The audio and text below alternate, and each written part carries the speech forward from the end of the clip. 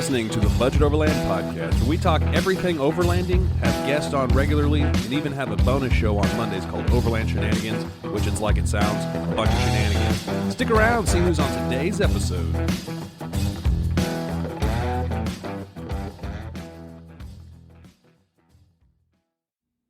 Welcome back to another episode of the Budget Overland Podcast. I'm your host, Benji, and today is really fun because we've got international travelers on.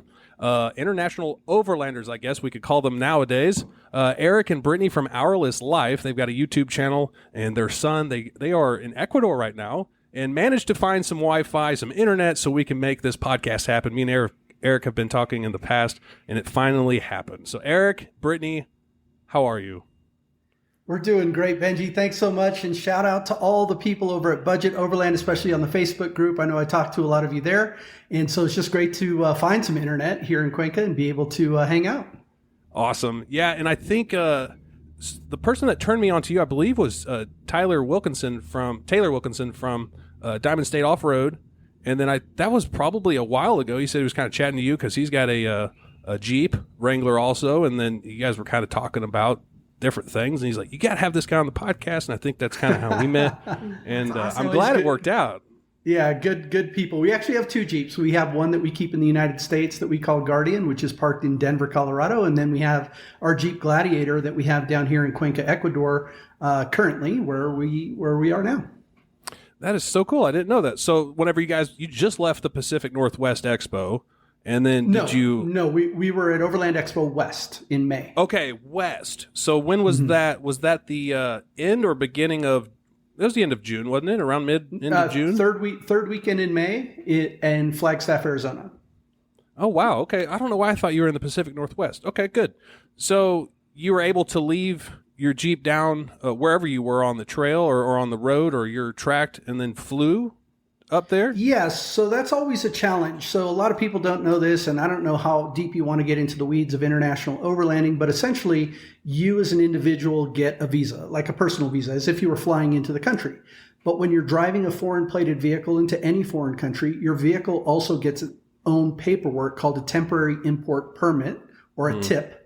And that permit has an allotted number of days, just like you do on your personal visa. And they don't always match. And every country also has laws about whether you can actually leave a foreign plated vehicle and fly out of the country. And so we just took our first trip back to the United States in a year and a half. And that's when we went to Overland Expo West.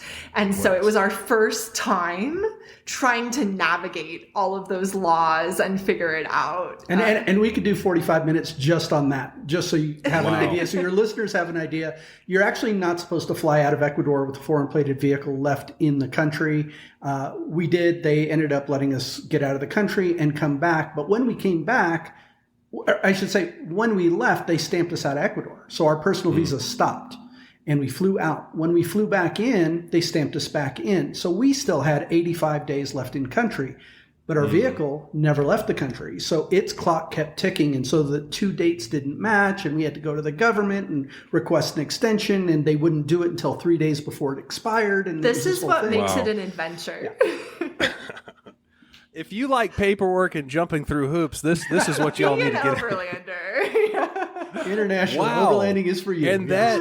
And that varies country to country, or is it city to city? And not only that, but it changes. Like Peru just changed their laws, so you can no longer extend your visa in Peru. Right, but you can suspend your tip in Peru and legally fly out. It's a whole thing. So for example, like in Mexico, they give you 180 days for you and your vehicle. When you get into Panama as a U.S. citizen, they give you 180 days, but they only give your vehicle 30 days. And then you can request extensions twice to get up to 90 total days in Panama, and then you have to be out of the country. And in some countries, they could even seize your vehicle, impound the vehicle, or they'll just give you or they fine you. Like a hefty fine. Every day, you get a daily fine for being there that long. So let's hit the brakes here. So how long have you guys been overlanding internationally? Okay, so we took our first trip into Mexico in 2018. 2019. Caspian was 2 years old the first time we went into Mexico, and we spent 2 months and drove 2,000 miles with our Jeep Wrangler and a rooftop tent. But then we went back to the States. That was in the interior of Mexico. And then our second trip into Mexico was the beginning of 2020, right before COVID. And we did the whole Baja Peninsula all the way down to Cabo and back up. And those were experiments to see, do we actually like international overlanding? We think that we're going to, but we don't really know. And the experiments were smashing successes. We absolutely loved it. And so our big start was October of 2021 when we took our brand new Jeep Gladiator build with an Alucab canopy camper back into Mexico, third time. But this time there was nothing but the horizon ahead of us. So the difference being, Benji, that every other time that we had gone into Mexico, we knew we were turning around and coming There was an back to end the date. States. There was a home date. And it felt this one so you were just strange. set free. Yeah, it felt so strange. We crossed the border this time, and I remember looking at Brittany and saying, there's no return. Like, this vehicle is likely not coming back to the States. We're just headed towards the horizon. And that was a strange feeling. And not very long after that, Brittany canceled our U.S. insurance, which is a very strange feeling for a brand new, back then, it was a brand new 2021 Jeep Gladiator, and we were leaving the country in 2021. And about 6 hours into Mexico, Brittany canceled our U.S. insurance. There was no insurance on the vehicle. So I'm sure we're going to go like all which ways, up, right, diagonally on these questions because we've only got so much time. So as far as insurance goes, are you covered right now? Is there such thing as insurance, that would actually amount to anything if something would to happen? Yeah, this is something that a lot of people don't realize. So when you go overlanding into Mexico, there are companies that will give you comprehensive insurance, exactly what we would expect to have in the United States. And the price is comparable too. It's not too much more. But the moment that you go south of Mexico into Belize or Guatemala, there is no longer comprehensive insurance available for your vehicle unless you're paying thousands of dollars a month. Yeah, we're talking like $3,000 to $5,000 a month for that. So I don't know about you, but that's outside of our price range. Yeah, we're part of the Budget Overland. So basically, once you get south of Mexico, you have to be willing to walk away from your vehicle in the sense that there is no one covering your back. You can get liability insurance, and in all but 2 countries, liability insurance is required by law. So the other person is covered if you get in an accident, but you and your vehicle are not covered. That is wild. It's intense, to think right? about. And that's why... Yeah, I was going to say that's why a lot of these international overlanders that you see, they have older vehicles or they don't invest a lot in their vehicle because they understand that. Right. And we thought about that, Benji, before we decided to take this on, but we also realized we are attempting to circumnavigate the globe. We're attempting to drive around the world. This is not a short-term project. We're looking at a 10 to 15-year journey. And so when you think about it, we crossed into Mexico with a brand new vehicle, but by the time we're done with this journey, the vehicle is going to be 15 years old. So it's not going to be new. And so we knew that going in, and that was an intentional decision that we made. And speaking of which, I don't remember the guy's name on Budget Overland Facebook, but I'm going to say something to him. So I posted a photo of Dauntless. He's like, dude, that is not a budget vehicle. Oh, well, I know what you're talking about. Okay. So here's the deal to whoever you are that said that. I mean, no disrespect. I want you to know I don't own a house. Like I don't own a house. I have no property. So this is my home. And it is budget because people think that we're like extremely wealthy or something. And that's what enables us to drive around the world, or that we're trust fund kids. And that couldn't be further from the truth. We're a very solidly, maybe even lower middle class family as far as financially, but we invested in the vehicle instead of a home, and that's what allows us to do our travel. So we are very, very budget. Well, it's frustrating to, and that's my job, moderate that to keep that group real healthy and to educate them. It's like why are you picking on someone for what they drive? You don't know if they go camping once a year or if that is their house. And if that's my house, I want it to be comfortable, reliable, and functional. So it's just all those little things. Whenever that guy said, and then whenever we set up this podcast, I was like, yeah, I'm going to let him drop that if he wants to. I'm not going to go there, but I'm glad you did, because clearly. Yeah, it's just a different calculus too when you're part-time versus full-time. And we literally own nothing except for 2 Jeeps. Like, we don't own anything else. And so. Yeah. Let's rewind it again to back to the beginning of like, hey, let's travel internationally, or are we guys like weekend warriors? Always with the idea. Farther. Yeah, we got to go back a lot further than that. Do it. Let's learn it. The very short version is this. I traveled professionally all around the world for my job before I retired. And when I did that, it was all operational. So I was used to traveling light and traveling often. When we got married, I married a minimalist who loved to travel and loved adventure. And I suggested to her that we start traveling full time, like get an RV or something. And because we were self-employed. So we had started a boutique online marketing business.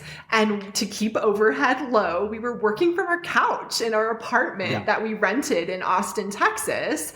And so part of Eric convincing me to do this, which I didn't need very much convincing, was, we're working full-time from home. Why don't we work full-time from a home on wheels, as long as we can figure out the internet piece of it that we needed for work? And this was long before digital nomadism was a term, before remote work was a term, before, there were classes at university for social media. This is like 2012. This is 2012 that we're talking about this. And so in 2014, on February 21st, 2014, we locked the door to our little tiny apartment in Austin, Texas for the very last time, moved into an RV and started driving around the United States as full-time RVers. And that's where it all began. And fast forward, we're going to make this the very fast version. Sure. Fast forward, we're in the Grand Tetons, just outside of Jackson Hole, Wyoming. It's 5 years later, and we have a 1-year-old son who was born on the road. And Brittany has been listening to a podcast that I'm unaware of. Like, I did not know she was listening to it.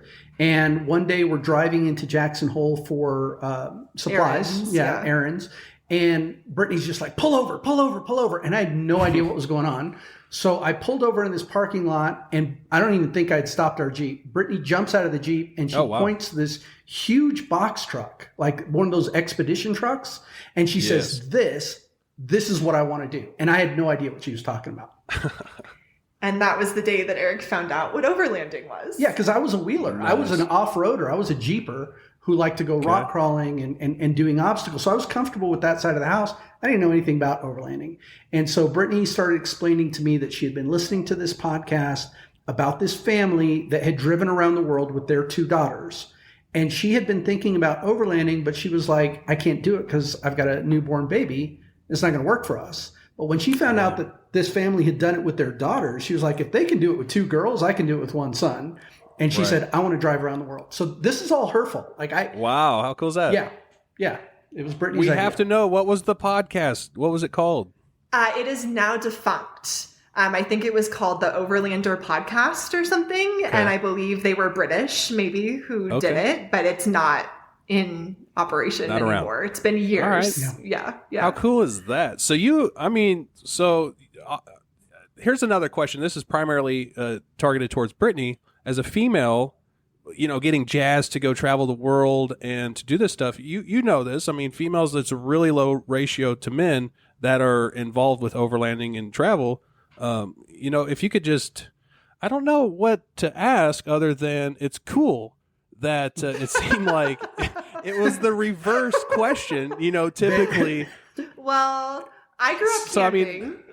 Okay. And Eric, when I met Eric, he was like, I'm a steel and concrete guy. Yep. You won't catch me dead in the wilderness. No kidding.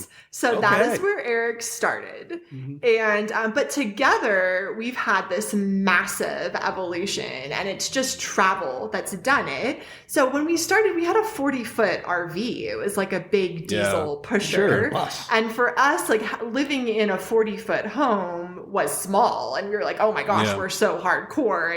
And at the time, like this is way before van life was a thing too. And so we're some of the youngest people out there that we knew who were like working age full-time RVers, and we felt super hardcore. But we weren't, and we were spending our time in what I now call like concrete jungles. I mean, there were these RV parks where we're parked like sardines. We have full hookups. We have like endless water. Our sewage is just going down into a pipe, endless electricity, everything that we needed. And that's what changed was I started looking on social media at personal friends, and they're parked on these cliffs in the Badlands of South Dakota with bighorn sheep walking by. And I at one point told Eric, I was like, I think we're doing this wrong. So get this, Benji. So this is what she decides to do. She takes this 40-foot diesel behemoth. Now, keep in mind, she's the one driving it. I'm driving the Jeep. We don't tow. So I'm driving the Jeep and I'm scouting stuff out and we're talking on radios to one another. This is a big rectangle, right? It's a massive 30,000 pounds. 32,000 pound behemoth. And she's like, hey, I want to go check out this route up this Forest Service road. So I go check it out in the Jeep, and she's like, oh, I totally can do that. It is rutted. It is a shelf road. There are 90-degree turns. It's going uphill. And she takes this 40-foot Tiffin Phaeton up there, and everybody on the plateau's jaw just dropped when they saw her pull around the corner. And then she hops out. This little thing hops out. And everybody's just like, what the heck? And that's when we knew, okay, we've got to change our That's what happens when I feel like I'm doing something wrong. Okay, so you were comfortable with the motor home, and now you wanted to get off grid even further and experience more of the adventure side of what it has to offer.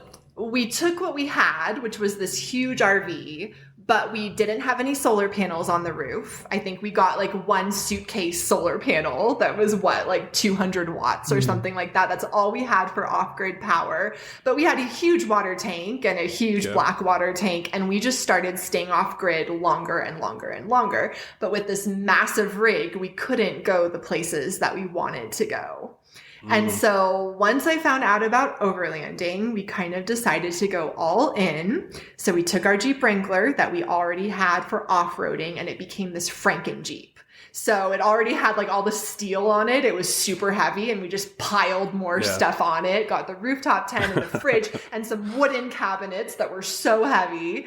And we were like, okay, well, let's sell the only home that we have, this RV, and let's move into our Jeep Wrangler with a 1-year-old. And so that's what we did at the end of 2019. And right after that, we went into Mexico. We drove into Mexico. Wow. So I think it was like 8 months, but 8 months between when I found out what the word overlanding was, between then and when we moved into our Jeep and went into Mexico. So we moved pretty fast. Such a cool story. And sold our home. Like Brittany said, we had nothing to go back to. So now we were living in the Jeep full time. And that was 2019, right? 2018. 2020 was our first trip to Mexico. And no, what it was not 2020. Oh, yeah, 2019. Sorry, numbers. So like that first trip into Mexico, those 2 months that we spent, we were sure. We were like, we do want to drive around the world. And so what we did was we came back to the States after those 2 months, and we bought a 25-foot RV. So it was almost half the size of the previous RV. And we knew we were only going to live in it for a little while we finished closing up our life in the United States and building a new life that would take us around the world. And we had to build and design the vehicle that we wanted to take around the world, because by this time and our trip into Mexico, we already knew certain things we did not want to have on our global overlanding rig. We also learned a lot about ourselves and what style of travel we enjoyed internationally, where we like to park, where we like to go, and that type of thing. So originally we were looking at big Unimogs. We were looking at like big expedition trucks and stuff like that. That's what the family had that inspired me. The family from Britain that drove around for 4 years, they had this massive Unimog type rig. So I just thought that's what you were supposed to use. And I was comfortable with it because it's basically like an RV on a huge 4x4 chassis. So I was like, oh yeah, I can totally envision how we could do this easy. But then we went down to Mexico and we're driving through these cobblestone, tiny streets and colonial villages.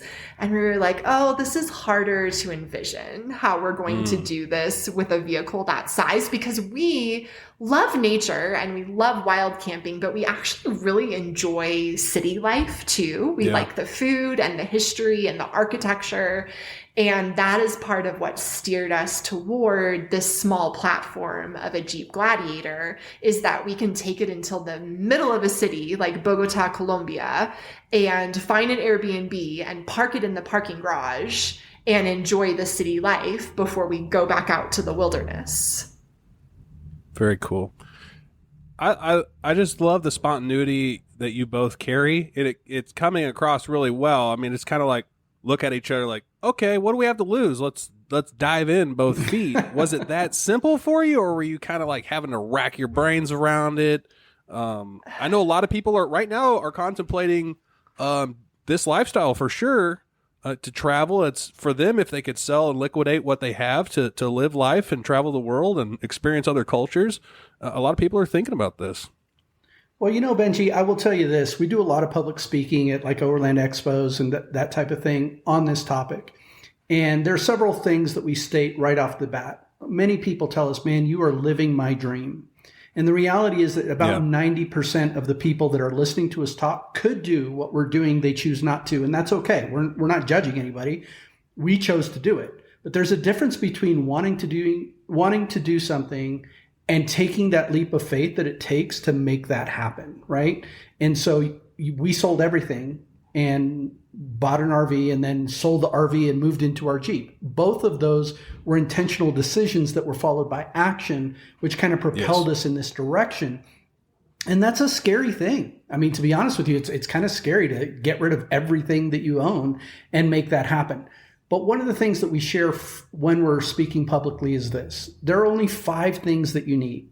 5 things. You want to talk about budget? This is as budget as it gets. To survive. You need water. You need food. You need shelter. You need warmth. And you need sleep. And if you have those 5 things, you can go anywhere in the world with those 5 things. And we know people who are overlanding down here in South America in beat up minivans. Okay. Mm-hmm. Yeah. They're not 4x4. They're not high clearance. They don't have the fridge and the, red arc electrical system and the solar panels, but they're down here. They're doing it and they're following their dream. Right. And so a lot of times it's just like, you really don't need that much. I mean, you can go as high end as you want, or you can do all the crazy, buy the big earth roamer and go nuts if you want to do that. And if your budget allows for that, but you don't need it. Like you could totally come down here with those 5 things covered and have a trip of a lifetime. We met a family in Mexico with 2 daughters in a minivan who had drove from the United States, and they weren't really familiar with overlanding. They weren't part of the overland community, and they were not equipped to live out of their vehicle the way that traditional overlanders would. But they have now shipped across the Darien Gap in their minivan, and they have passed us in South America. And they are literally just going from Airbnb to Airbnb because that's what they're doing. But they're overlanders. They're freaking driving the Pan American Highway in a minivan. And that's one example. We met another couple from Europe, and their budget is $1,000 a month. And they straight up told us, they're like, we're not suffering. We're not unhappy. And we are totally comfortable on this budget of $1,000 a month. And they were in a van as well. And and so it's a total misconception that you need a fancy vehicle or a lot of money to do a trip like this. You just need a little bit of self-discipline, and you need to prioritize accordingly. And my suggestion, Benji, for anyone who's considering, long-term international travel or long-term overlanding, is this. Start with what you have, right? Like whatever vehicle it is you have, you don't need a lot. Like I said, have those 5 things covered: water, food, shelter, warmth, sleep. And take your first trip into Baja. I mean, Baja is probably, if you're from the United States, that is, Baja is probably the easiest overlanding trip you can make. Internationally. They still, a lot of them speak English. There's really only one main road that goes north to south. I mean, there's a couple offshoots, but for the most part, everybody's on the same road. And you're going to run into the same people over and over, all the way down and all the way back up. It's a short trip, but it's also stepping into a different culture, using a different currency, speaking a different language a little bit. And if you enjoy that and you're comfortable with it, Then on your second trip, go into interior Mexico, because that's a challenge. Interior Mexico's next level. You are going to be immersed deep into their culture. It's not like Baja. And once you go into interior Mexico, if you fall in love with that, you're probably just going to keep going south. Sweet. Now, I will say Baja is on my bucket list just for, a taste. It feels like you are somewhat, out of your comfort zone or pushing yourself. And that's the whole idea to me. Overlanding is kind of push yourself, rely on your vehicle, and, have fun, enjoy life. We're only here for a short period of time. Why not have some fun? And so I think that for me is something cool. But like once, you start talking to some people, they're like, ooh, like Mexico's scary and all this stuff. But those people have never been. So yeah. What's your take from experiencing it with your expectations prior to where you're at now? Did you speak Spanish going into this? What'd you do to blend in? Did you stand out? All that stuff. That's a lot. So Eric is fluent in Spanish. His mom is from Mexico, so it was his first language. I grew up in Texas, so I had a little bit of textbook Spanish, but it was pretty not good when we first started going into Mexico.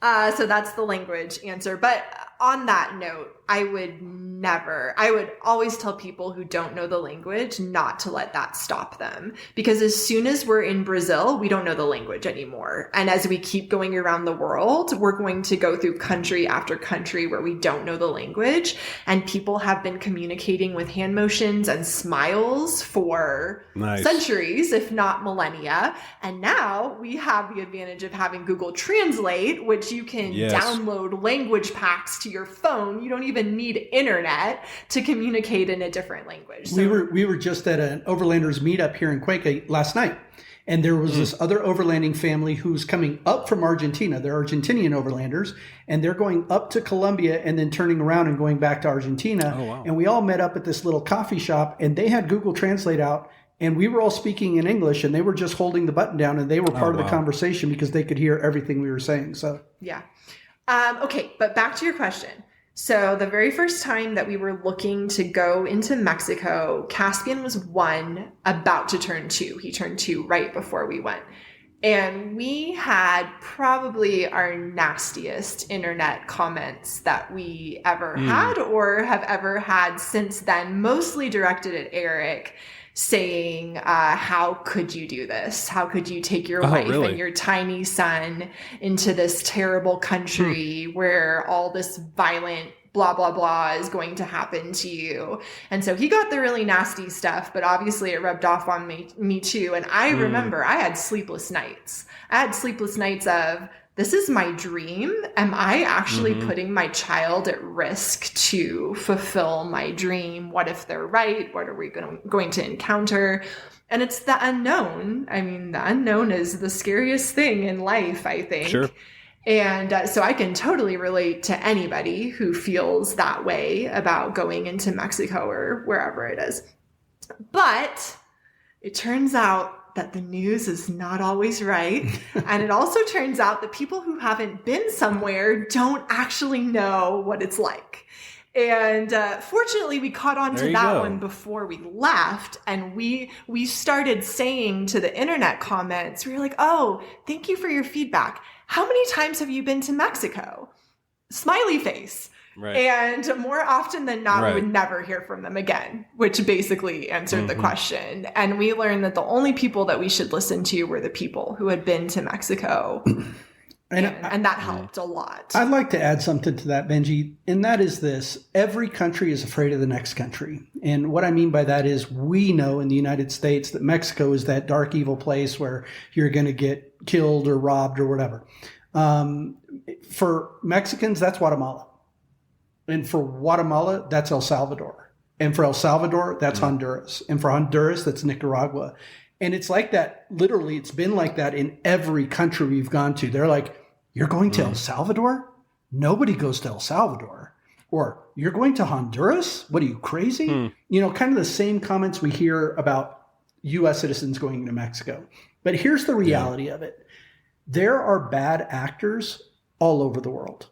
And our beloved country, and I served our country for 20 years in the United States military. I love the United States, to be very clear. But our country is no different. There are bad actors all over the United States, right? But just because there was some sort of atrocity that happened, for example, in Boulder, Colorado at the King Soopers where people lost their lives, we don't tell people, dude, Colorado's dangerous. Don't go to Colorado. Sure. Or we don't tell them, don't go grocery shopping in Boulder, right? Like that's not something that comes out of our mouths as Americans. We say that was a bad actor. That was a person who committed a heinous act, and we recognize that. But if something bad happens to an American in Mexico, it's not the bad actor that gets the blame. It's the whole country. It's like the whole country's dangerous, right? But the reality is that the people down here in all of Latin America are just like us back home. They're trying to do the best they can for their families. They go to the grocery store, they go shopping, they take their kids to school, they go to the park to play. I mean, they're living their normal lives just like we live our normal lives back there. The cultures are different, but it doesn't change the fact that they're bad actors globally. I don't think that should prevent somebody from wanting to travel internationally. Are there any pointers to traveling? So say like most American overlander, quote unquote overlanders, fully decked out rigs, they look flashy. Will that cause attention to them? What are some tips if you're traveling into, the interior parts of Mexico? Yeah, that's a great question. And it's a question that we've received a lot and something we wondered about taking our Jeep Gladiator down across the border. And what we found, and we have the benefit of comparing it to our experience in the United States, is that it really doesn't receive any more attention than it does in the States. When we were back there after we had just finished the build, we couldn't fill up with gas without being approached by people at the gas station. Like, we want to see your rig, taking photos, taking video. And down here, we get questions too, but actually sometimes people are a little bit more respectful in a way. Like, they give us a little bit more space and aren't always like up in our grill, no pun intended.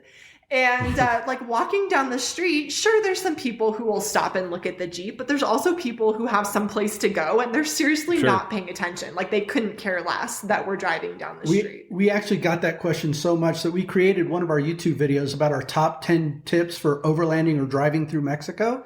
And that was one of them, which is, will my vehicle receive a lot of attention? We actually show you video of us driving through a city in Mexico so that you can see the faces of the people as we're driving by. And keep in mind, this isn't a vehicle they've never seen before. So just the fact that they're not really paying that much attention to us tells a lot about where people are at. And just like in the States, there are people who are going to be interested. But like Brittany said, but it's positive attention. I mean, the attention that we receive is positive attention. It's like, who are you? Where are you from? It's almost more about us than it is about the vehicle wanting to know our story and what we're doing. And the other thing, Benji, is a lot of people think, oh, but man, the cartel is going to get you. Look, let me explain something. The cartel is busy doing cartel stuff. Okay. And they couldn't care less about your $100,000 Jeep Gladiator. If they want one, they'll buy 3 of them before they'll ever do something to you, because they don't want that level of attention from the United States government. Does that make sense? Yeah. In other words, they're not going to target you as an American citizen. But if you get in their way, if you get into their space and you're interfering with their work, that's when you're going to get in trouble. So you just don't go there, right? Like, you got to talk to the locals and find out, okay, is that a safe area to go to? And they're like, oh no, don't go over there, but over here it's totally chill. Go to the totally chill side. You know what I'm saying? Stay away from the activity area. Yeah, because we do have some best practices for security. It's not like we aren't conscious that there are risks. So our big number one thing is that we never drive at night.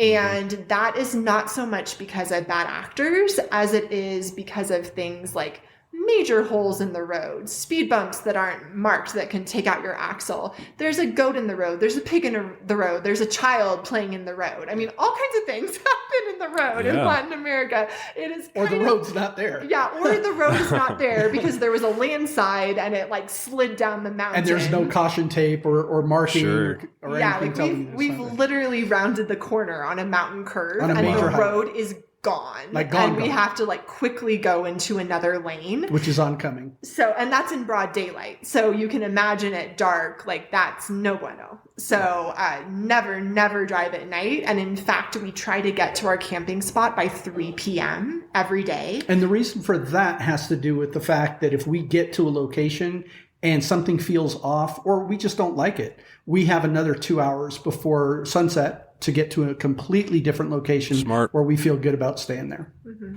Very good. So I feel like we've kind of caught up to where the why, the how, and the now. But let's talk a little bit more like as far as your planning goes, how do you guys decide where you're going? How do you allot like one day, or if you show up and you're like, hey, this is really cool, let's spend 5 days here. How do you decipher that? Is there a schedule? Is there a plan? I'll start and then I'll let Brittany chime in. Brittany really runs the schedule as a whole, and I put schedule in air quotes. I will say this, our limiting factor is our visa length and our temporary import permit length, right? So when we enter a country, if we have 90 days, then that's what we've got to play with. We like to travel very slowly, so we like to max out our visas and sometimes even extend. So for example, in Colombia, when we got to Colombia, they gave us 90 days, but we extended. We actually spent nearly 6 months in the country of Colombia. Having said that, those are our limiting factors, but as far as scheduling or where we're going. And I was just going to give another example that's closer to home. So in Central America, there's a group called the CA4, Central America 4, and it's Guatemala, El Salvador, Honduras, and Nicaragua, and they share a visa, and the visa is only 90 days. And so you only have 90 days to drive through 4 countries, unless you want to go through kind of a yucky red tape extension process. And so there we had to travel super fast. And so our rate of travel through those 4 countries were super fast compared to Colombia, where we were really able to slow down. So as far as timing goes, really that's our personal limit, because we're hourless life and we're really not on a schedule. And the way that we plan is that before we go into any country, I make a Google map for that country, and all I'm doing is pinning points of interest. So places that I've researched, that other travelers have told us about, et cetera, et cetera. And then on the go, like the night before, Eric and I will be like, okay, where are we going tomorrow? Or I really like it here, let's stay another night. Or I really don't like it because there's a lot of bugs here and they're like biting my ankles. So I want to get out of here as soon as possible. And that's how we do it. Yeah, we're really flexible about that, Benji. It's an adventure, right? And sometimes you'll get to a place that is completely unexpected and you're just like, yeah, we're going to hang out here for a little bit. At the end of the day, though, like I said, the visa length and the tip length count. So, for example, when we got back in Ecuador, I told Brittany, I just want to know what date we need to cross into Peru. I don't care like what the route is between here and there at this point. I want to know what the date is that we have to make that border crossing, because everything hinges on that. That's really good stuff. I think a lot of people, I mean, obviously you kind of live and learn as you go, but it's great to get insights, especially in today's world, you know, where everybody Googles like, how do you do this? Why do you do that? And all that. Everybody likes their ducks in a row. But I think it's, you know, people can relate on different levels as to what works for you and what doesn't. And it comes to the, you know, a lot of people that are on the show, I like to ask them, you know, like, how do you plan for how long, you know, for long distance traveling? Like, do you allot yourself to stay here or there? And they're like, don't over plan it. You're going to ruin your trip by over planning it. And then because you didn't check all the lists off, or you gave up an epic, you know, camping spot or whatever. But that's one big takeaway I've gotten from just asking people that travel a lot. And they're just like, you know, have kind of an idea where you want to go and which direction, but don't start, you know, scheduling it to a T, because then you'll just not enjoy it. You'll lose that fun. Yeah. And I mean, people who are listening may be thinking, oh, they're in South America, this might be interesting, but it doesn't really apply to me. But having just been back to the United States, we were there for 2 months and we were living out of our Jeep Wrangler. I can confirm that this way of doing it also works in the United States, because we also didn't plan. I mean, we usually would wake up in the morning and not know where we were spending the night that night. And we drove from Denver all the way to Seattle, down to the Bay Area, and then across to Flagstaff, and then back to Denver. And that's how we handled the entire trip there. We knew what day we were flying out. Yeah. And we knew what day we had to be at Expo. Everything else was just kind of like, let's figure it out as we go. And that schedule for you both, kind of going off the cuff, if you will, of planning, of that sort of planning, was it like a click at first? Did you guys were on agreement on that first, few trips, or did it just kind of line up? No, I think if you watch our early videos, it was pretty funny because I wanted to wing it and Brittany needed to have some sort of structure or a plan. And she actually almost had like a nervous breakdown at one point in time. I did. Early I on cried. In our overlanding full-time being together, because I was just like, babe, what are you doing? Like, you don't need to plan it every single day. Like, let's just go. And now here in Latin America, it's kind of reversed. Brittany's like, I don't care. Let's just go wherever. And I'm like, no. We kind of have to figure out like how many hours are we driving today, And so it's kind of come full circle. And so I'm not saying that either one of us are right, but it did eventually click. And now, like Brittany said, we've gotten into a rhythm. Well, and going back a little bit farther, when we first started traveling full time, it's been almost 10 years now. And so we have changed lot as people in 10 years. Yeah. When we started, we were working full time and we were working more than 40 hours a week out of our RV for our online marketing clients. We needed internet, we needed stability. So we were planning our camping spots, I kid you not, 6 months in advance. So I could tell you 6 months beforehand where we were staying that entire time. Wow. And we relied on that, like psychologically, we needed that. And so I definitely this has been a process. Yeah. The spontaneity that you see now is not where this started. And I hope that that's encouraging for anybody who's like, oh my gosh, I could never do that, or I could never be like that. Like, travel has changed us in a very fundamental way. Very profound. That's really cool. Well, what's really fun to hear, especially when people, I don't know how to really say it, but whenever you start planning I don't know, so let's say I'm planning a weekend trip, that's, let's go to Walmart and buy all this stuff. Well, you don't need all that stuff. And then maybe once or twice a year, you're going to take a long family trip. And then for those people that are actually wanting to take a really long trip, just jump off, they sort of have an understanding of what they're doing now. So it's kind of like y'all, whenever you first started, you kind of knew what you wanted, but after repetition and just doing it, honing in that skill and stuff, it's probably, not to sound all cliche or anything, but just kind of a nice little dance or whatever. You guys know each other really well and what responsibilities are here and there and expectations probably. And you probably have a really good flow subconsciously without having to step back and look at it. Yeah, would you agree or disagree with maybe that? I would agree with that, Benji. I think we do now. And like Brittany said, it's been a process, but we're to the point now where we can literally set or break an entire overlanding camp without saying a word to one another. And it's not that we don't talk to one another. It's just that it's almost like muscle memory because we're breaking down camp every day and we're setting up the tent every day and the chairs. Everybody has their role in their job. Even Caspian does. So we all just kind of go into that mode, and our camp is set up in minutes, like literally in minutes, and broken down in minutes, and we're ready to go. Awesome. So, yeah. That's kind of where me and my wife are right now, because we had a ground tent and all that stuff, and the only reason why we bought a rooftop tent was because when we would go out with my friends that had rooftop tents, our son, he's 5, he would crawl up in their tents and just like, hey, Dad, look at me and all this stuff. Anyway, I got a pretty decent buy on ours, and me and my wife are like, what the heck? We go camping all the time. Let's have fun. It's not going to bother us one way or another if we're on the ground or in the air, but it's for him. So, let's shift gears now to Caspian. This is so cool for him, which he probably doesn't realize. He might realize it right now, how unique of a life experience this is for him. But as parents, you're raising a human. You're raising a young human. Not only in person and how to say thank you and all this stuff, but education as well. How does all this play in traveling? Who's the teacher? You're both teachers, but talk us through that. I think there's a lot of curiosity doing all this international stuff, and you guys are the teachers. So I'm going to start, and I'll let Brittany get into the meat of this, but I will say this. The number one question we're always asked is, how do you afford to do this?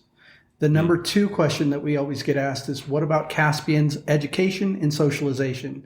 And because of that, we've actually done videos on these, and we've also done articles on our website at hourlesslife.com for anyone that wants to dig deep into these topics. Yeah, just look for parenting philosophy. Yeah. You'll Nice. You'll find a pretty raw article about how we feel about this whole thing. Love it.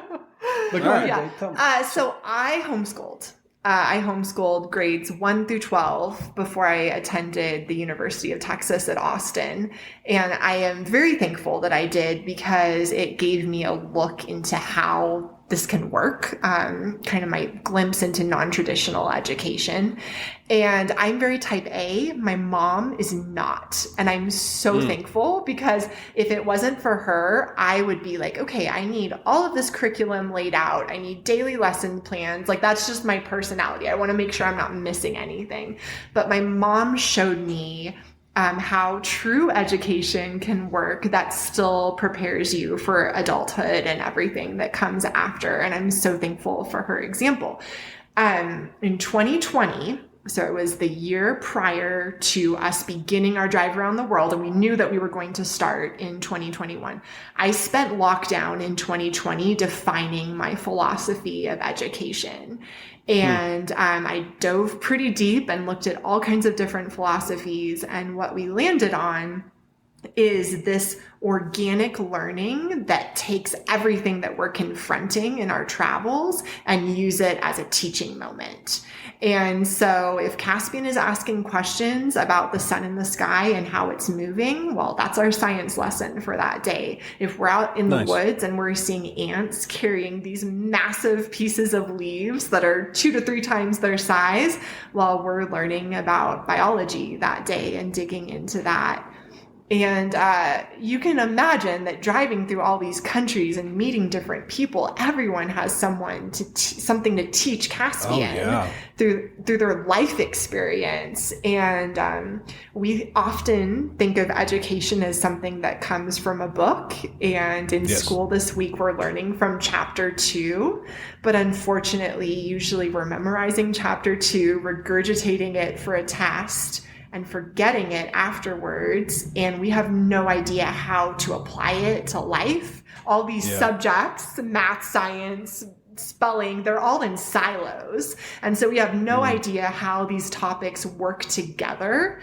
And whereas in travel and this organic style of learning, it's all about connections and it's all about application. And oh, Caspian, do you remember when we went to those ruins in Guatemala? Well, now we're in Colombia. How are they different? And just so many things to talk about. Yeah, and one of the things that I'll say, Benji, is that for us, it's child-led. Okay, it's our responsibility to bring the subjects to bear. But for example, like Brittany said with the ants, okay, this is a true story. We were in the woods, camped somewhere, and he saw a bunch of leafcutter ants. And they're carrying these massive leaves that are so much bigger than they are. And he's like, Daddy, look at these ants. They're all in a line. And the one's got these huge leaves. And where are they going? And all this kind of stuff. So he's excited. And we start talking about the ants. We start talking about their exoskeleton. We start talking about the hive and the queen and where they're going and what their jobs are and how there are guards and there are workers and all this kind of stuff. And then we watch YouTube videos on it. And then we go to his book and he can draw a picture of an ant. So now it's art, right? And then we show that it has 6 legs, and that's biology. And so now he talks about, well, how much can they carry? And I'm like, well, they can carry 10 times their own weight. And he says, well, how much could I carry? And I said, well, how much do you weigh? And he says, I weigh 40 pounds. I said, okay, so what's 40 times 10? And he knows enough to add a 0. So he's like 400 pounds. He's like, Daddy, you're telling me I can carry 400 pounds? And I'm like, exactly, son. So, how cool is that? math is involved in science and biology and all this.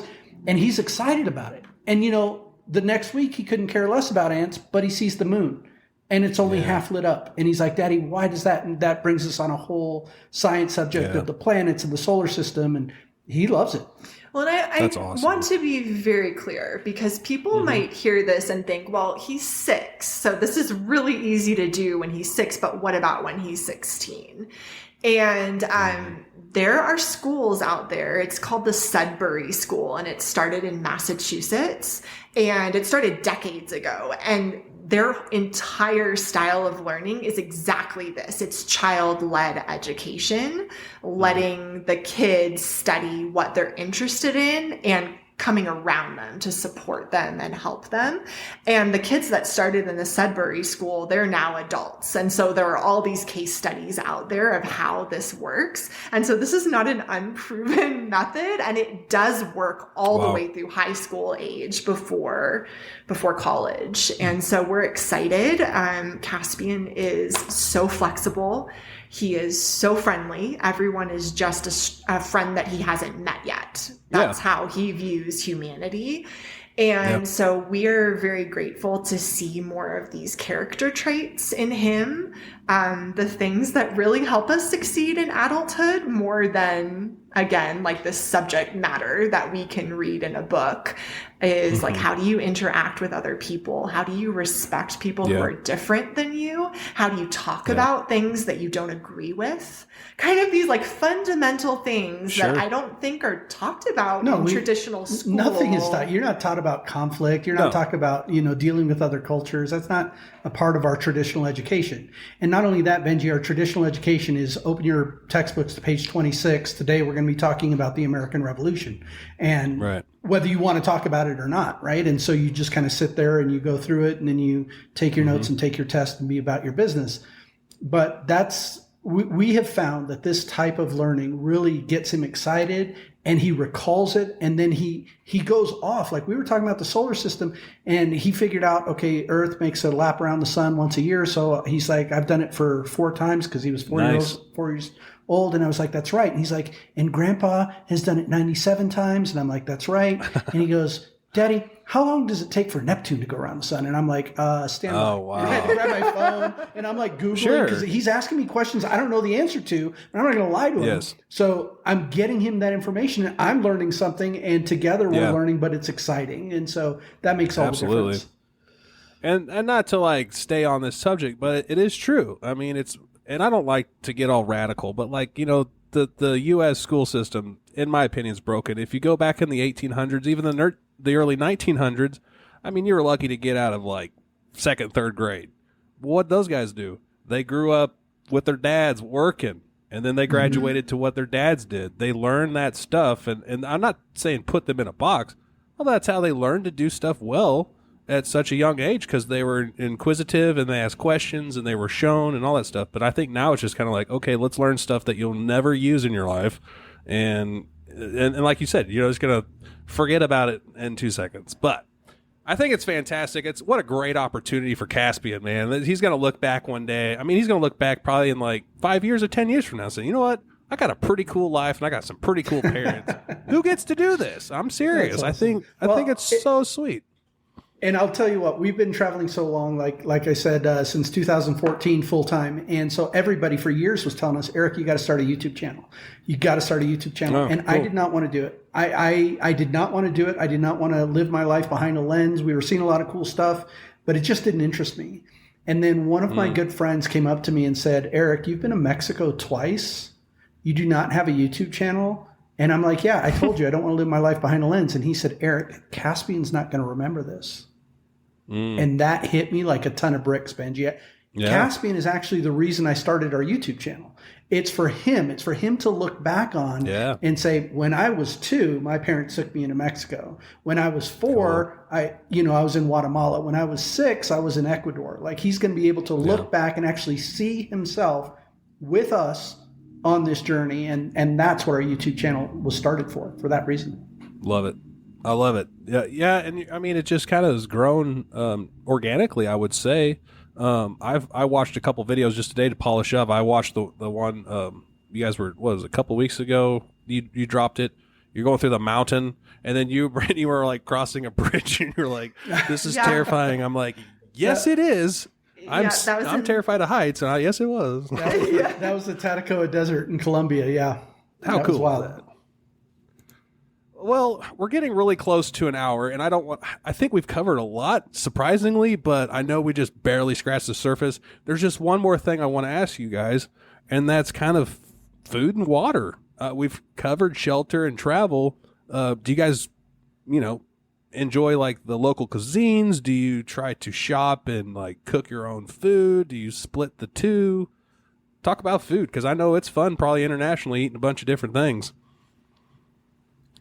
Yeah, totally. We do split the two. So we have in our Alucab canopy camper, we have the 13-gallon Alucab water tank. And then we also have a Lifesaver jerry can that allows us to filter out bacteria and viruses. And we mostly live out of the Lifesaver. The Alucab is kind of a backup. So that's water. And then as far as food goes, we cook breakfast at camp every morning, and just depending on where we are, we might get lunch or dinner out. Quite frankly, we eat a lot of meat because Eric's on keto. He sustains the keto diet in our travels. And when you're buying meat, a lot of times it costs about the same to eat out at a local place as it does to buy meat at a supermarket. And so, that's what we do a lot. But it is super fun. We don't always like the local cuisine, Sure. and I think that's totally okay, but we usually try it. So we find out, what is this country known for? What is this city known for? And we'll try it one time. And it is super fun to try new things. And I think that's part of the cultural experience for us, Benji. That's part of exploring the culture of where we're at. We want to try the local cuisine. We are in Ecuador right now, and neither one of us have gotten the nerve up to try cuy, which is guinea pig. So they defer the guinea pigs, and they put them on a spit and they roast them. Just like a pig. Yep. And they serve them on the plate with their little claws and their little teeth and their little eyeballs on the plate. And then you tear off the meat and you eat it. And that's common here. Like that's a delicacy here. We haven't done it yet. Wow. We might before we leave. We're not sure yet. Nice. So my son, he's picky as heck. He's the pickiest eater. Caspian, he was thrown into this. This is his life. Is he a picky eater internationally? Is he like, no, I don't want that? Or is he like, like what's his likes and not dislikes, I guess? Yeah, I think he's a pretty typical kid. We did not raise him on kids' meals, so he didn't grow up eating like macaroni and cheese and chicken nuggets. Yeah. He would eat what we would eat, and I think that really helped lay a foundation. But as he's getting older, totally there's things that he doesn't want to eat, but he surprises us sometimes. Mm-hmm. So like one of our common meals now in Ecuador are empanadas. We get a lot of empanadas as a go-to, and they're filled with cheese or they're filled with chicken, like pretty standard stuff. And so I offered to get Caspian an empanada recently, but he instead asked to try a bolon, which he had never tried before. And it's this big ball that's like maíz, which is like corn flour stuff, with eggs, and often it has like cheese in it, or it might have meat in it or something. And he insisted that that's what he wanted to try. Yeah. So he did, and he said, I like empanadas better, was his response. There you go. But he tried it, and that's what we do. Love it. And we didn't tell him to do that. Sure. Like, that was his own thing. So yeah, I love it. Yeah. Outside the box. What do we need to know? What do we need to talk about real quick, like within 5 or 10 minutes of something that I've probably left out? I know we'll have you back on, and we'll catch up again for some other stuff that we didn't touch on, but is there something that I missed out? Go ahead, Brittany. Did you have something? I just would really like to encourage everyone listening to start somewhere. I know that we're doing this big trip with this huge goal, but this is not where we started. Like, we're normal Americans who lived in a 2-bedroom apartment in Austin, working off of our couch, and that's where we started. And just start somewhere. Don't think that you have to match everything on Instagram that you see, because quite frankly, that's not real life. That's an algorithm showing you things that they think are going to invoke some kind of emotional response. That is probably not your dream. So find what puts wind in your sails. It may not be what we're doing, but find what that is and just take the first step. Yeah, and I think philosophically, what I would like to end on, Benji, is the value of time. I think that in my reflection, it's the most important thing that we have. We all have it in equal measure. We all wake up every morning with 86,400 seconds. Doesn't matter if you're rich, if you're poor, you have 86,400 seconds the moment your feet hit the floor. And we're always trading our time for something, right? Right now, we are trading our time for this podcast to get the word out about, your show and what we're doing and overlanding and talk about that. And people are trading their time to listen to this podcast. But we trade our time for money when we go to work, or we trade our time for sustenance when we sit down to eat. But we're always trading our time for something, and time is not a renewable resource. You don't get it back. You cannot make more of it, and you don't know how much of it you have. And if that's true, which I think we can all agree on, then it's the most valuable resource you have. You can always make more money, but you can't make more time. And time waits for no man, right? So if you're dreaming of doing something, whether your dream looks like ours or maybe it doesn't look anything like ours, but you know what your dream is and you're not pursuing that, and you're watching, 4 hours of Netflix a day, or playing video games, or, doing whatever, but you're not getting closer to that goal, then that's on you. Like, you need to take ownership and responsibility of that for yourself. I'm nobody's judge. I've wasted time in my life as well. But at some point in time, you've got to realize that time is so precious and it's so valuable that if you have dreams and you want to pursue them, you've got to make the best use of your time. Because like I said, you're not going to get more of it, and you don't know how much of it you have. So go out there and enjoy your life, find your adventure, and go after it. Love it. Guys, that was a lot in like a very small amount of time, and I appreciate you guys coming on. But big takeaways. I think start small. It doesn't require $1 million to do this thing. Just take your vehicle in your driveway. It could be even a bicycle, or even hiking. Get out there, go do something.